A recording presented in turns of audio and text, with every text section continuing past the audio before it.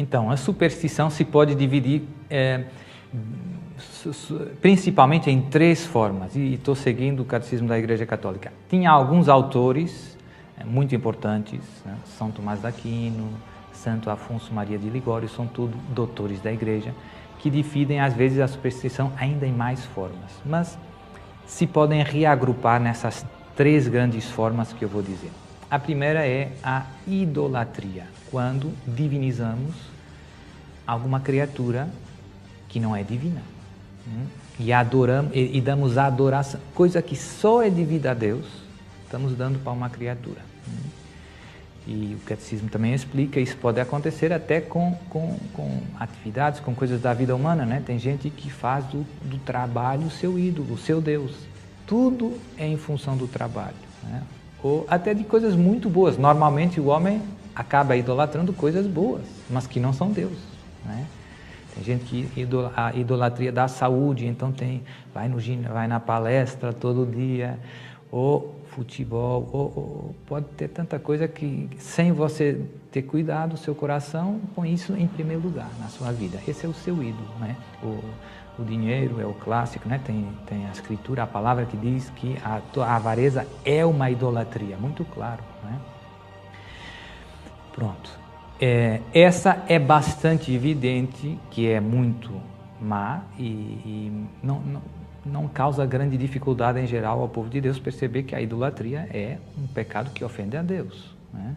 Você está fazendo outro Deus. Deus não quer o segundo, nem o terceiro, nem o quarto lugar no seu coração. Quer e merece o primeiro lugar. Depois, a adivinhação consiste na divinização de uma fonte de conhecimento que não é divina.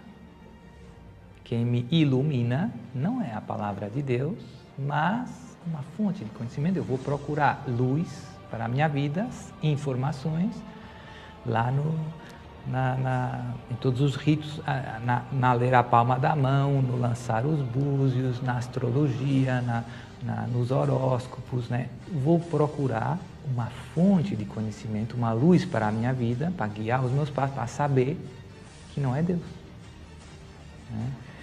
Então, o perigoso de todas essas práticas de idolatria, adivinhação e magia é que, pelo menos implicitamente, implicam um pacto com essas forças das quais eu espero luz. E que forças são essas? São as forças do demônio.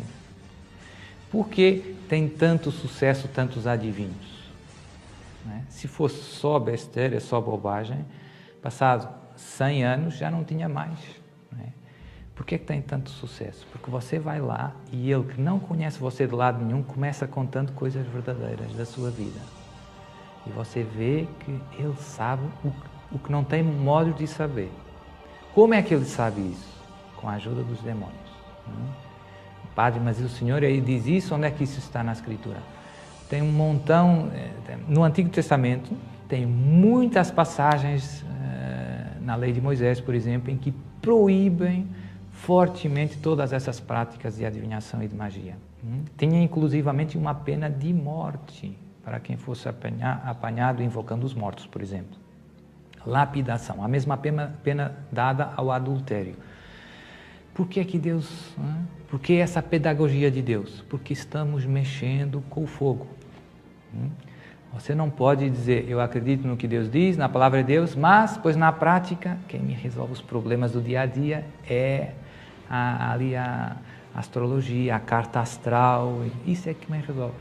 É aí que eu procuro a luz, né? É incompatível, né? Você não pode seguir duas luzes, duas palavras, né?